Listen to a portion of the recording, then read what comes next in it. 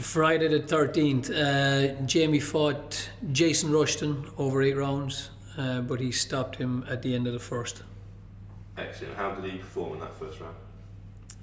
You can't really beat a first round knockout, so yeah, he performed good. I think he got involved a little bit quicker than he needed to, but he found his distance straight away. I mean, his balance was good, he found his distance, so he went to work and then he started finding him. Did the fight play out the way you planned? It didn't. We had been planning to come over, open up that left, to use a very small angle off of his jab to break over to get the middle, and that did work for us, but it was actually the liver shot I thought was going to be the deciding factor in the end. We had planned to go to the head for a couple of rounds to bring his hands up and then come down to the liver, but like I said, first round stoppage, you can't knock it. What's next as far as his fights go?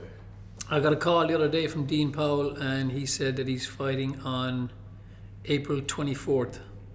6-7 weeks, was it 8 weeks? 8 weeks. Jamie's looking forward to fighting for a British title. It just happens that Kell Brook is there at the moment. So that's who he's looking at. And we're also looking at the 9 guys below him, and I believe Jamie's ready for any of them.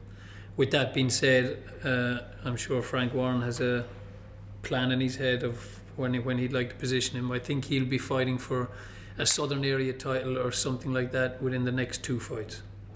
And then if he produces there a couple of times, I think he'll probably have him going for a British title by the end of the year, I'd have said. Excellent. Do you think Jamie's kind of ready for a 12-round fight at the moment? Because they differ obviously quite differently to an 8-round fight. Yeah, the fights differ between 8 rounds and 12 rounds, but only on how you should play the fight out. You know, when you're fighting over 4 rounds or 6 rounds, obviously you've got less time to do your work. Over 12 rounds, you don't want to do too much too soon and show the other dude everything that you got. So you want to slowly take tricks out of the bag. You've got more time to do it, and that's just what you plan in the when you're training, getting ready for the fights. You know, there's rounds where you want to be just coasting, getting yourself ready for the next round. Do you start the round and put a guy in his box first and then take a breather and then finish it strong? Some rounds where you want to take the complete round, you know, so it's just how you plan it out. And he's getting to do that in the gym now. He's sparred 8 rounds on a few occasions. He'll be doing 10 rounds for this next fight coming up, sparring them. Once you're doing it in the gym, you can do it in the fight. He's not the type of character that does anything different in the gym, or you know, he does the exact same thing in the fight as he does in the gym. So I have no problems. Once we can start doing it in the gym a few more times, he'll be ready.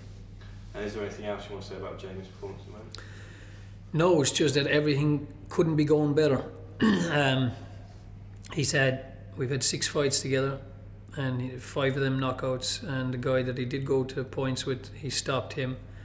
The only thing now for me as a coach is to make sure that Jamie doesn't start looking for those knockouts.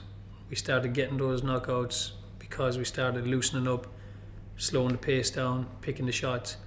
And it's not a danger necessarily with Jamie, it's a danger with any fighter, that once he starts cleaning these guys that are usually lasting the distance, that you can kind of buy into that a bit and start looking for it. So long as we kind of keep sharp on that and keep reminding ourselves on that and remind ourselves what got us here this last year, I'd just keep polishing, man, it's all good.